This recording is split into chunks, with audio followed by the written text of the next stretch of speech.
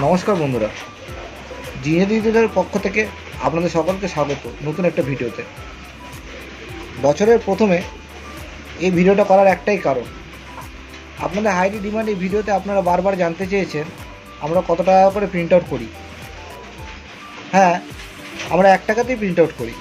আজ আপনাদেরকে দেখাবো কীভাবে আমরা একটা কাগজে 2টো বা 4টে বা 8টা প্রিন্ট আউট করে থাকি। মানে যদি ধরে রাখুন আপনার পিডিএফে পেজ 100টা আছে, সেক্ষেত্রে কত টাকা পড়বে।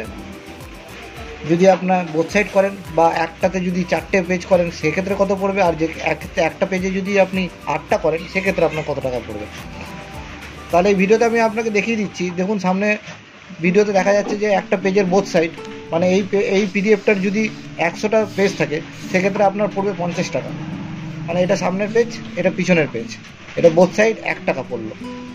তার মানে 50টা পেজ 50 টাকা।